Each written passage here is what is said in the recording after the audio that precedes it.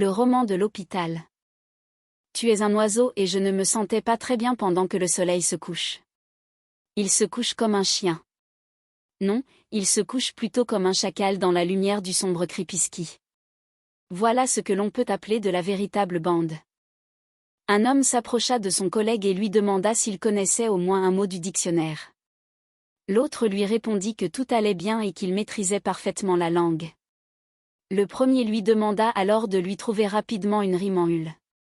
Le collègue réfléchit une seconde puis commença à énumérer plusieurs possibilités.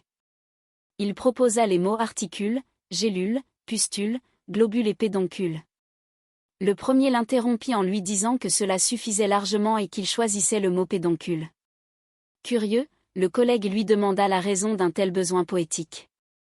L'homme expliqua avec enthousiasme qu'il s'agissait de participer au grand concours de poésie organisé par le fameux magazine nommé Standard List Magazine. Il ajouta que son interlocuteur semblait bien ignorant des actualités de sa propre profession. Le premier reprit la parole pour préciser que le premier prix de ce grand concours n'était autre qu'un voyage de rêve en autocar gratuit pour 2 personnes, avec pour destination la magnifique ville de Bruxelles afin d'y visiter le siège du magazine. Son ami concéda que l'organisation ne se moquait pas du tout des participants. Il lui demanda ensuite s'il pouvait lire sa prose pour voir ce que cela donnait. Le poète amateur refusa poliment, expliquant que les poètes n'aimaient pas trop montrer leurs œuvres avant l'heure. Puis, changeant brusquement de sujet, l'ami déclara qu'il s'agissait de l'occasion du siècle. Il expliqua qu'il avait obtenu un bon plan grâce à Pasquier, le patient polytraumatisé de la chambre numéro 112. Ce dernier cherchait absolument à louer son appartement à un médecin. L'autre lui fit remarquer qu'il n'était absolument pas docteur. Le premier répliqua que c'était justement pour cette raison qu'il lui en parlait.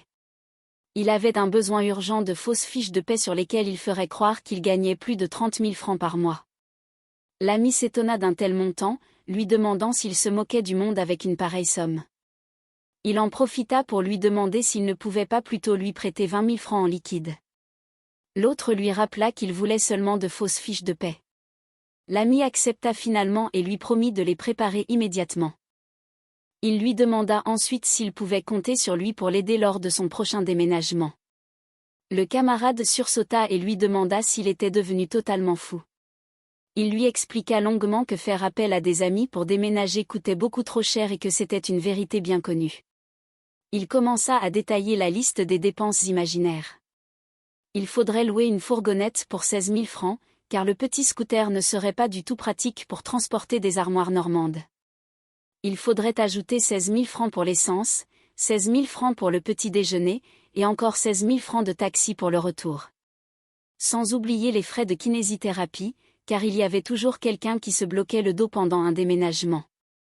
Le calcul était rapidement fait et la note allait être extrêmement salée. Il précisa qu'il ne disait pas cela pour s'esquiver, car il n'en avait rien à faire, mais que de toute façon il ne serait pas disponible à cause de la date. Il expliqua que ce serait l'anniversaire de sa mère, ou plutôt la mère de son frère. Son interlocuteur remarqua qu'il ne lui avait pas encore donné la date exacte du déménagement. Le camarade répondit qu'il ne savait pas non plus quelle était la vraie date d'anniversaire de sa mère et qu'il la fêtait un peu n'importe quand sous forme d'anniversaire surprise. Il lui demanda alors quand aurait lieu ce déménagement pour pouvoir s'arranger. L'autre lui suggéra de donner lui-même une date afin de faire correspondre les 2 événements. Il lui tendit les nouvelles fiches de paie falsifiées en lui disant qu'avec un tel salaire fictif, il pourrait largement se payer de vrais déménageurs professionnels. Peu après, l'homme se présenta devant Monsieur Pasquier et lui tendit les documents. Le patient examina les papiers avec admiration et remarqua que c'était de très beaux revenus. Il affirma qu'avec un dossier aussi solide, l'affaire allait marcher à coup sûr. Il se réjouit du fait qu'ils attendaient depuis si longtemps la venue d'un médecin au numéro 33. L'imposteur répéta le numéro 33 avec hésitation. Le patient lui expliqua que l'immeuble se situait au numéro 33 de la rue Michelet, mais qu'entre voisins, il disait simplement le 33. Il ajouta en riant que pour un docteur, c'était tout de même un comble de dire 33. L'homme ne comprit pas tout de suite la plaisanterie. Le patient répéta en s'amusant l'expression médicale classique d'inspection pulmonaire. Le faux docteur feignit d'avoir une révélation et rigola bruyamment en disant que cette blague sur le 33 était absolument incroyable. Dans le couloir de l'hôpital, une soignante essaya de ramener le calme parmi les enfants hospitalisés. Elle leur demanda d'arrêter leur tumulte sous peine de remettre la cassette vidéo de Dorothée. Elle avoua à son collègue qu'elle aimait énormément les enfants, mais qu'elle avait hâte que le personnage nommé Rigolu arrive enfin. Le collègue lui demanda avec surprise de qui il s'agissait. Elle lui expliqua que Rigolu était le meilleur clown d'hôpital de la région. L'homme s'offusqua d'apprendre qu'elle avait fait venir un clown d'hôpital sans lui en parler au préalable, alors qu'il aurait pu assurer le spectacle lui-même. Elle lui rappela gentiment qu'il était seulement brancardier et non pas comédien. Il lui assura que le temps des clowns traditionnels était révolu et qu'il possédait une véritable nature comique capable de faire rire les enfants jusqu'aux larmes en moins d'une demi-heure. La soignante émit des réserves sur le mot larmes. C'est alors que le clown Rigolu fit une entrée remarquée. Le brancardier observa avec ironie le nez rouge de l'artiste. Le clown salua l'équipe et proposa de les retrouver au café d'en face après son spectacle pour fêter son millionième rire d'enfant malade. La soignante admira le professionnalisme de l'artiste et remarqua qu'il devait avoir une très belle peau sous son maquillage. Le brancardier s'agita et demanda à ses collègues s'ils étaient devenus aveugles. Il traita le clown d'artiste dépassé et affirma qu'il n'y avait rien de plus facile que de faire rire un enfant. Ses collègues se moquèrent de lui en l'accusant d'être jaloux d'un homme qui chaussait du 54. Le brancardier releva le défi et décida d'aller immédiatement dans la salle des enfants pour leur raconter ses propres plaisanteries sans aucun accessoire. Il revint quelques minutes plus tard sous les moqueries de l'équipe, alors que des sanglots étouffés se faisaient entendre dans le couloir. Il se plaignit de la bêtise du monde et ne comprit pas pourquoi ses blagues pour adultes n'avaient pas fonctionné auprès des jeunes patients. Plus tard, le brancardier croisa le clown dans le couloir et tenta de lui donner des conseils de modernisation. Il lui expliqua que les jeunes d'aujourd'hui ne s'intéressaient plus aux clowns de cirque mais au basket-ball, à la musique et au roller. Il ajouta que le cirque était une forme dégénérée du théâtre. Le clown Rigolu le prit de haut et lui répondit avec mépris en lui conseillant de retourner pousser ses brancards plutôt que de donner des leçons. Pendant ce temps, le poète amateur continuait de déclamer ses vers bancals devant son ami.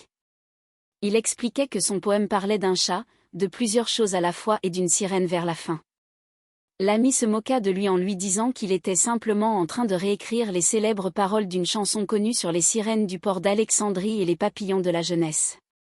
Le poète nota précieusement ces phrases sur un bout de papier, persuadé d'avoir écrit un chef-d'œuvre capable de lui faire remporter le grand concours littéraire. Un nouveau drame secoua l'hôpital lorsque M. Pasquier accusa le faux médecin d'avoir tué son coq de compagnie nommé Augustin, le coq qui réveillait tout l'immeuble du 33 rue Michelet à 4 heures du matin. Le patient affirmait avoir trouvé des traces de griffures et des plumes sur le visage et les vêtements du faux docteur.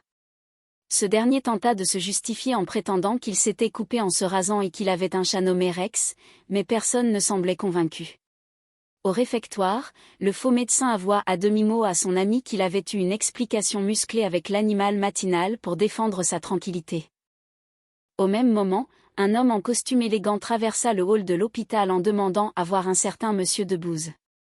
Le poète amateur s'avança avec fierté en pensant qu'il s'agissait du représentant du concours de poésie venu lui annoncer sa victoire. Mais l'homme se présenta comme étant le représentant des ayants droit du grand chanteur Claude François. Il lui remit en main propre une convocation officielle au tribunal pour avoir plagié intégralement l'œuvre de l'artiste dans son poème.